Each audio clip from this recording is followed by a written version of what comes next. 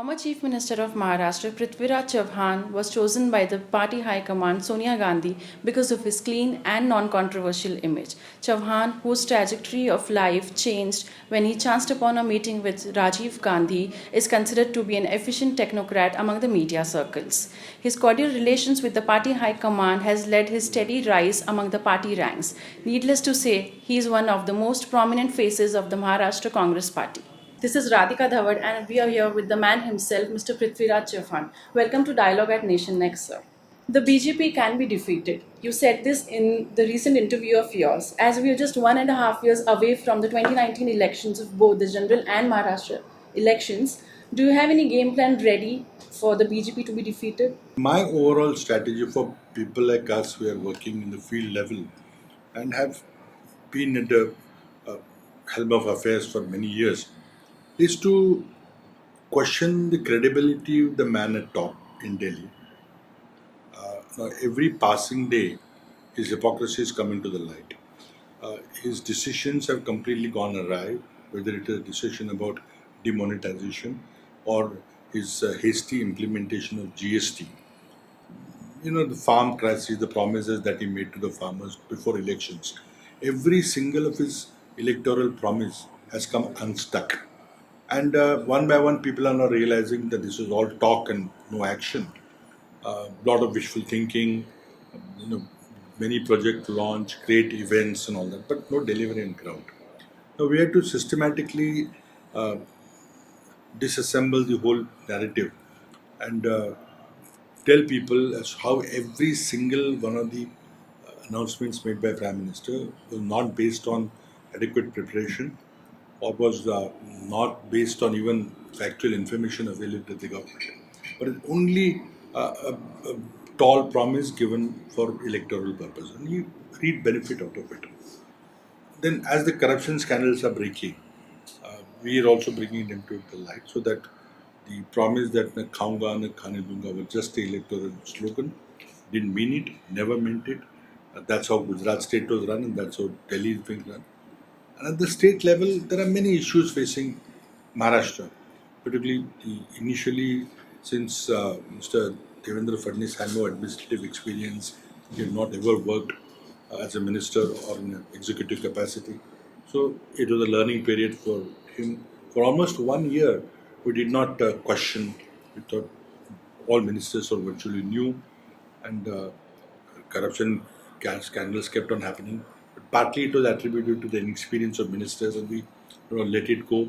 That these purchase scandals of tribal affairs department, women and child affairs department, degrees of ministers, non-filing the affidavits of property. All those issues were regularly brought up till we hit Mr. Khadse. When Khadse's case corruption was alleged, Chief Minister was prompt to remove him from the cabinet and also uh, institute an inquiry by a judge. But by and large, otherwise, CM has been always giving clean sheet to any minister against whom we charged any charges of corruption. Therefore, we focused on policy issues, farm debt crisis, how they mishandled the whole issue, the tooth purchases in Vidarbha region, how this completely lack of planning and completely lackadaisical uh, approach to tooth purchases, bordering on perhaps some nexus between the Satta Bazaar, the forward markets, and government's statistical department. So we've been focusing on policy issues, but now of late, particularly in the last session of the Maharashtra Assembly, concrete evidence of hardcore corruption was brought out and laid before the House. CM could not adequately reply, and he was forced to institute inquiries against his senior ministerial colleagues. Our demand was inquiries are fine, but they should be conducted by a retired judge of the High Court because it involved senior ministers, and in one case, even CM's involvement is apparent there. So we need to come to the truth, and people have to be assured that there is no hanky panky, there is no corruption.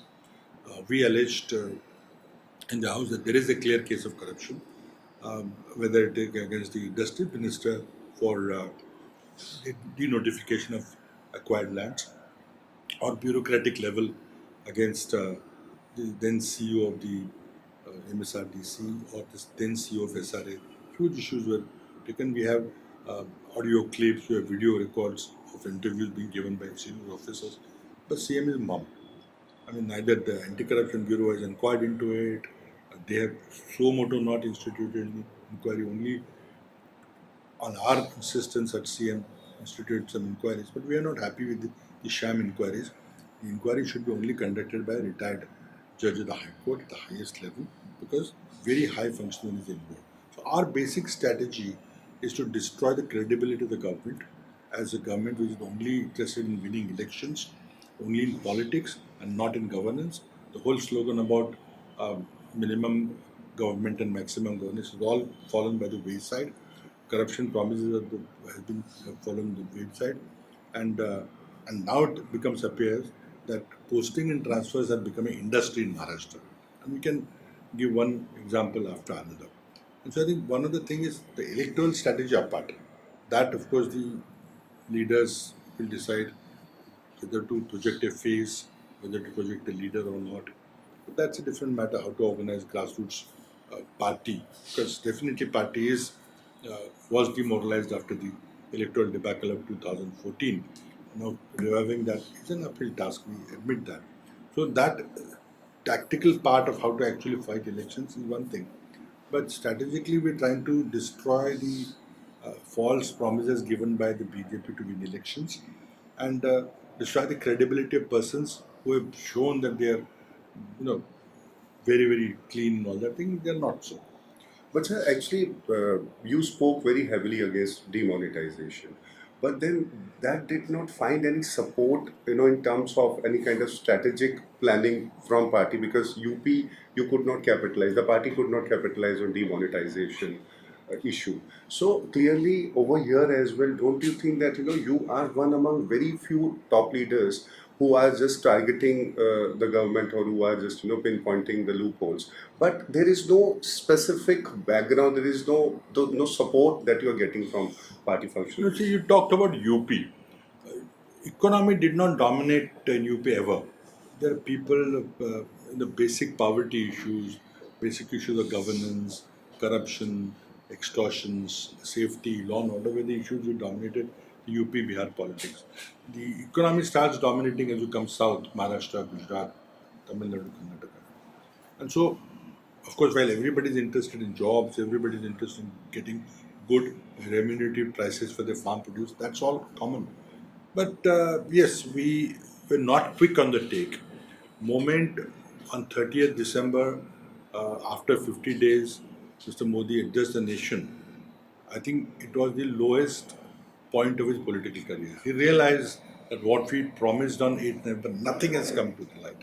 And in background of that kind of thing, he had to sort of wishy-washy make some statement and completely change the narrative, change the goalposts from removal of corruption, removal of black money, fighting and ending terrorism to digitalization, which we feel was the original agenda anyway. Perhaps Prime Minister did not know it, or Prime Minister was not told by the people who ran the whole campaign. And he was taken for a ride, is what I'm now claiming. We should have been quick. I had suggested at some levels that all political parties who were opposed to demonetization should go to nationalized bank branches. There are almost 2.5, 3 lakh branches of the nationalized banks alone. And you have a ghirao with all political parties carrying their respective flags, right from Mamata Banerjee's party to Nitish Kumar's party to NCP here to Congress to Communist parties, DMK, all parties which are opposed to demonetization and which are with the people in their suffering, the people had to suffer. If you had stood in front of the blank branches, about 200, 300 people with all flags on, just simple demand, please give us our money back. Maybe I didn't reach the appropriate levels. Leader was not here, he was abroad. Uh, and I think then later on they came out and took uh, action against the 36 branches of the RBI, which is only 36 locations in the country. So there are many examples where we should have been quick to hit the road. We did not, and that's why Modi got away with it when he sort of talked about corruption. Everybody wanted corruption to disappear. He talked about black money. Nobody wanted black money. He painted as a rich versus poor battle, and he very cleverly uh, put forward a narrative which people bought, and we're not able to question that. Initially, we're so afraid that if we challenge demonetization, then does it mean that we are for black money, we are for corruption? So we're almost subdued for a very long time. But when the woes of the people came to the light, hundreds of people died in unnecessarily standing in lines and all that. And government was completely, totally unprepared. The move was not thought through. Dr. Manmohan Singh himself in Parliament spoke so eloquently that economy will at least be hit by 2 percentage points, and that this is like organized loot done by the government, and that has come out to be right. So now people's mood is changing. But at the same time, I agree with you that we are not quick on the take when demonetization effects started. I have an example to make.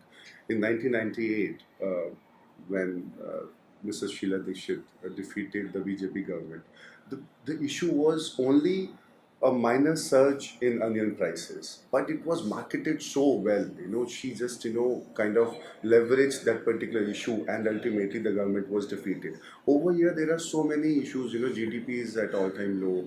There are economic slowdown is there. As you said, the demonetization has been causing problems. So don't you think that issues, you have good enough issues, but again the focus should be on strategy? Is the senior leadership, I'm talking about Mr. Rahul Gandhi and Mrs. Sonia Gandhi, are they that much concerned about how to put these specific issues forth to the public? No, I don't think they are all aware of the issues that are troubling people. We are midst of organized elections. It's a massive exercise, trying to find right people to man party positions through the country. I think those elections are now coming to a close. Pretty soon we'll have a final picture of the state level leaderships and national level important positions. But I think one of the things that we've been lacking is that organized protest on the street which catches people's imagination. That has not been happening. Countries, of course, change. There's social media. Now, you've seen social media suddenly turned hostile toward the government. It is not organized by Congress party, but people have realized and seen through the hypocrisy of the government, the false promises of non-delivery, and just event management exercises. People have seen through that, and youth of the country has started speaking about it. Partly in a way, I think we are falling short in leading that agitation and taking it to an appropriate level. While social media has its role, I think we have to hit the ground. People are used to seeing protest, not only in India but throughout the world. When people gather and the mass movement is created, that has an impact which no other thing, a newspaper article or a slogan or a poster on the wall will never create that kind of atmosphere. We have clearly fallen short into that.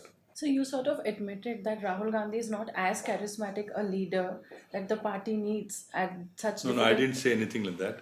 I just said that we are doing the organized elections. I had no comment on Rahul Gandhi's charisma or otherwise. So but you said that the Congress party needs a leader like Mrs. Indira Gandhi to put Well, the. you could put that way. In those days, when there was no social media, there was no internet, there was no computers, Mrs. Gandhi had to reach people directly, and she did. Mrs. Indira Gandhi, she did when she hit the road virtually and went to the length and breadth of the country, including Vidarbha region. And she was very, very well supported in Vidarbha. Ordinary people who had nothing to do with politics got elected. So yes, that has been a example of Congress party's revival from a very low point when Mrs. Gandhi herself lost the election. So she has had a live example before us in our own party. But times have changed. There's internet, there's computer, there's social media. The news reaches instantaneously. You can spread rumors, you can spread false news. You can video has become so prevalent on applications like WhatsApp and others that instantaneously not only a spoken word but picture is before you, and it's a completely new means of communication. So we are also trying to grapple with it. soundbite politics and all that. We're not trained to work in that, but we're all learning, making our mistakes. But yes, there is a role model in Yaraji, where she brought the party up from virtually ashes to getting governance. I think we need to learn some lessons from that campaign, not all, because as I said, different tools are now available. And one other prominent thing I must admit here, that Mr. Modi has been successful in creating a US presidential type of electoral situation in a country. Although we are a parliamentary democracy, he is pitching himself against a possible leader. And so, unless and until there is a person who will lead the government, next government, if people vote for Congress party, then who will run the show, run the government, not be a leader of the party. We know exactly who the leader of the party is. We know exactly who leader of Youth Congress or this wing or that wing or there. But would you be able to run the government? That's the question people are asking in states, with the Gujarat election, with the Karnataka election, likely Maharashtra election. People say, where is the face? And that face must not only be charismatic, must not only be articulate, must have a grip of the issues. But people must get confident that if you hand over the command of the states, reins of the state to this particular man, will he deliver a good government?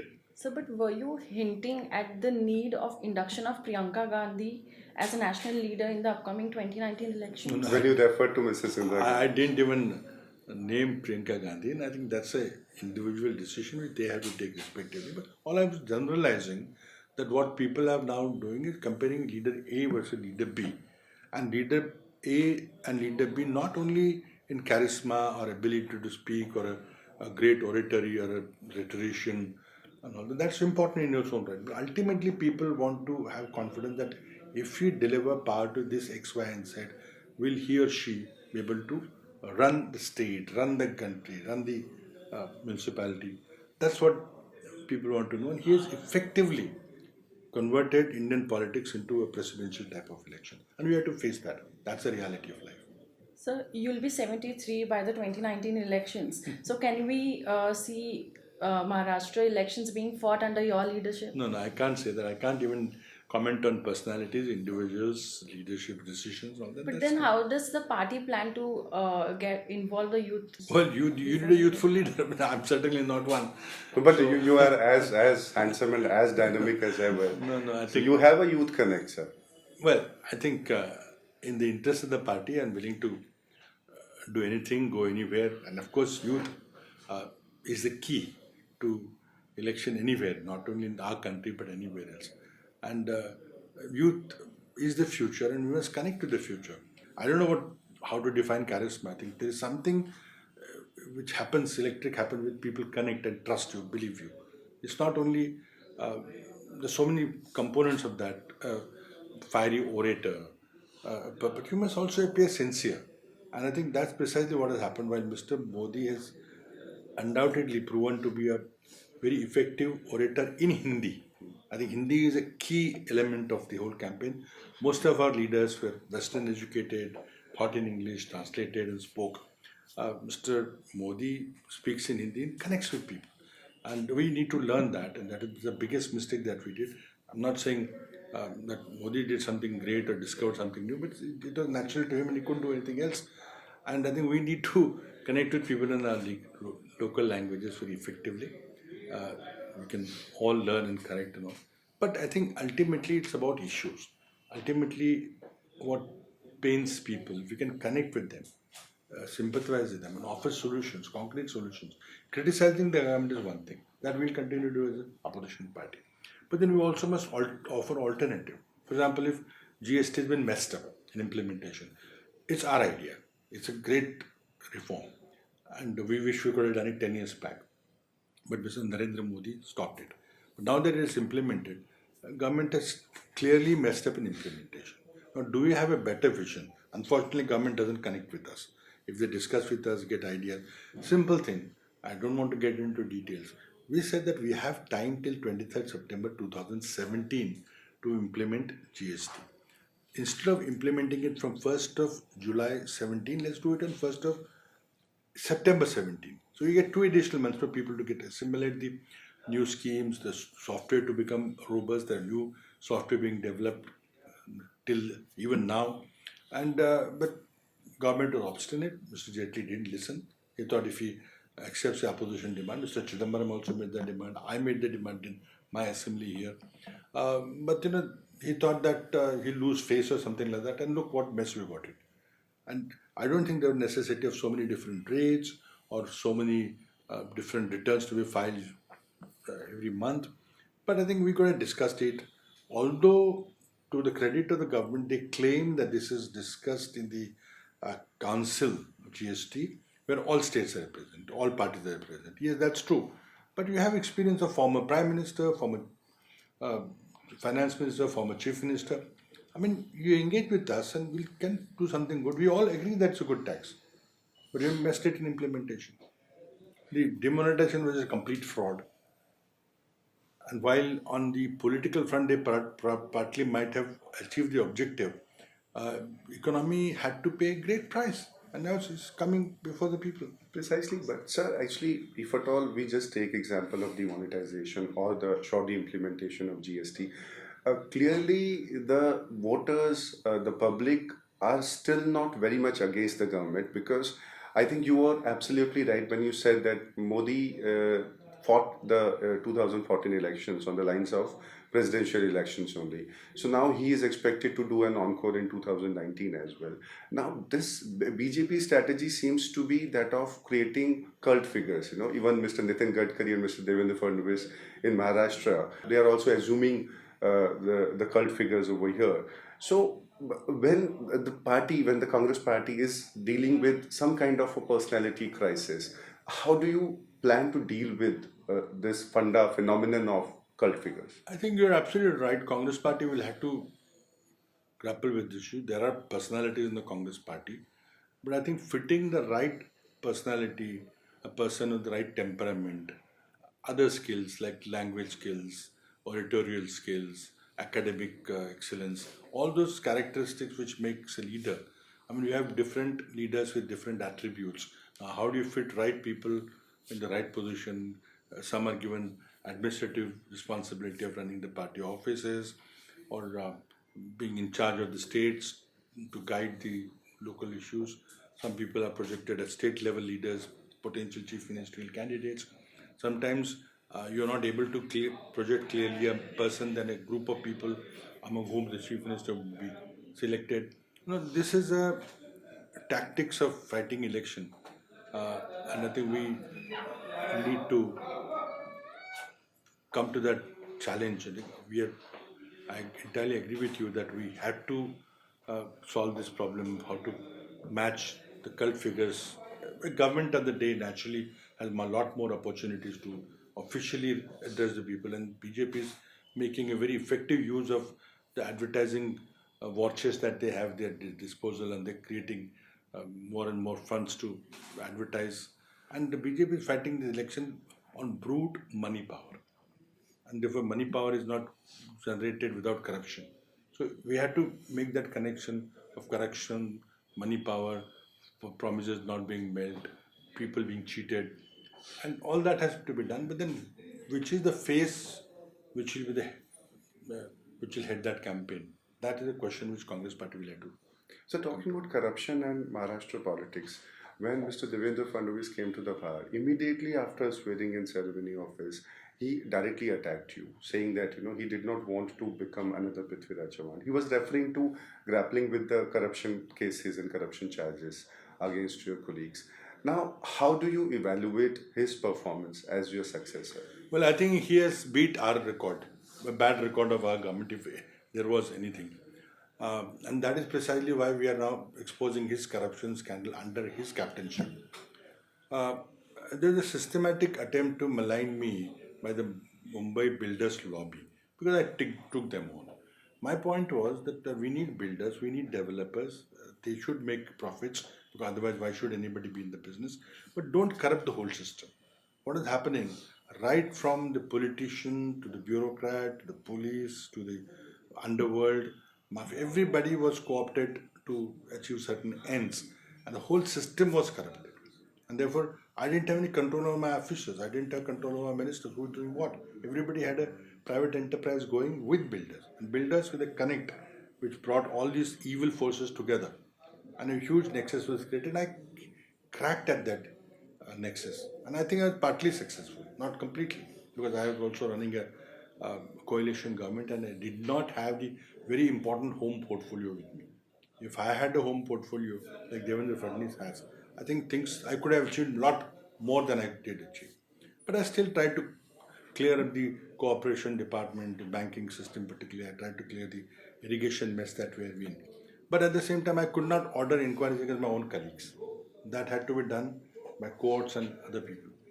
The idea was that we admit that something was not right and try to correct it rather than pointing fingers and uh, but the point is this was a malicious campaign and I did counter that campaign because we didn't believe in advertisements and all that. But I think what my government achieved, the record speaks of itself. I focused on public issues, issues which are pushed under the carpet for many years, and I delivered on the public issues. And not I was not so particularly keen on solving personal issues, problems, increasing FSI or lifting reservation, which would have made very many people very happy, even in field of builders, businessmen, and all that. I didn't go there, but I went on policy. I think a project like with Advantage Vidarbha for Vidarbha, I think focusing on Mihan and trying to get companies like TCS and Infosys into Mihan, and trying to get Amaravati, the defense project there. We tried to really do something for Vidarbha. I think policy speaks for itself. But these builders and certain politicians with vested interest and even some media friends co-opted into it, created a issue that I'm not taking decision. I did not take a wrong and illegal decision. If delivering fast means taking all sort of illegal decisions and all that thing, fooling people, then that's not what I wanted to do. So over here, if at all I could interrupt, your predecessors were accused of corruption. Then you came as Mr. Clean CM. But then again, as we are discussing, that you were accused of procrastination because you had to sit upon certain decisions because you did not want that corrupt decisions to carry on. But then, what this current government, they are not being accused of, you are taking up issues for sure, but in public domain at large, they are not being accused of either of these things, either corruption or procrastination. What is that thing that they are doing right? No, I think in both counts, it's probably our failure to portray what is really happening. I think the corruption scandals that have come out late, just in one assembly session last year, about 8 cases of nexus between politicians at the highest level and bureaucrats, and inquiries which the chief CM had to order against senior colleagues were exposed. I mean, of course, initially when people were new, they did not know what their powers were and they were trying to staff their offices and all that. So nothing happened in first 1 year or 2 years. But after second year, about 12 or 15 ministers have been accused of corruption at various levels, issues of tendering and all that. And now the real estate scams are so huge. Secondly, it tried to create a government that works or delivers. They paid a lot of promises. Now we had to expose that none of those promises have been fulfilled. Now take example of Chhatrapati Shivaji Memorial. Take example of Baba Saheb and Dr. Baba Saheb Ambedkar Memorial. Take example of Mumbai's coastal road. Take example of the sea link between Nhava Sheva and Shivdi in Mumbai. A very crucial link. Nothing. Airport, Navi Mumbai, nothing happened. Not a single project has come to Mihan. What happened to the Amravati's project? What happened to Bhandara's BHEL project? They talked a lot. In Samruddhi Mahamarg also, the communications highway that CM's pet project has been completely messed up. The land pooling methodology, which was wrong from beginning, we told the CM that it's wrong, it will never work, and ultimately after 2.5 years, it had to be given up. So what has succeeded? They completely messed up this agriculture crisis. They couldn't handle the loan waiver at all. First he said no. Then he agreed to a figure. Now we don't know what the real figure is. So where has he succeeded?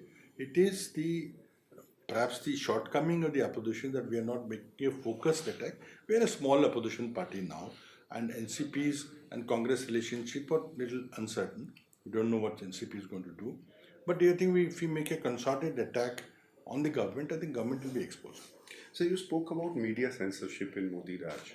But then there are certain journalists who are saying, like for instance, Mr. Vinod Dua, he says ki या तो सारे journalist सरकारी हो गए हैं या दरबारी हो गए हैं इन मोदीज राज. So don't you think that instead of media censorship, he has just kind of won over the confidence of media? No, no, I don't think he's one of the confidence of media. You talk to any media persons, and upright, honest, and hardworking media person, you'll know what's happening. He has brutally brought over the entire television medium through some corporate friends of his. And so the media has been completely corporatized. Editor with an independent view is not allowed to function. We got so many examples right here in Maharashtra. The social media has given an outlet to some people, but how long? I don't know. There's now a crackdown on social media. We've seen last week that the police are now arresting people because they posted something on the social media. So even the freedom that we thought social media will give us is probably being questioned now.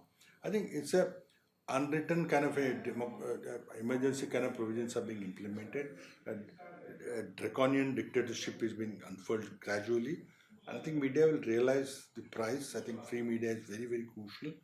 And I don't think Mr. Modi is any longer the darling of the media. You have been extremely vocal about cracks within the party, what exactly party is lacking. In fact, you also spoke about, how Mrs. Gandhi lost an election, due to media censorship. So you have been extremely vocal about quite a few things about central leadership as well.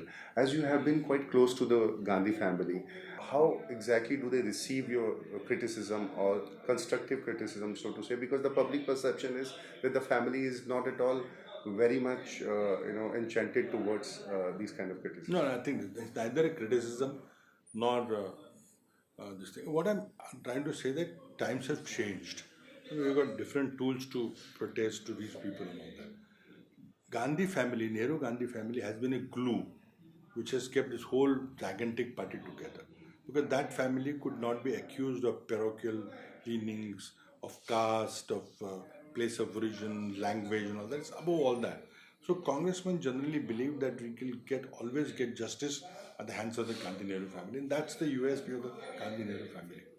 And so I think it's not meant to be a criticism at all, but we must admit our shortfalls and the strength of the opposition. Unless we realize where opposition is scoring over us, then we will not be able to fight the next battle. And what I said was just Modi has used very effective use of Hindi language. Modi has been a good orator.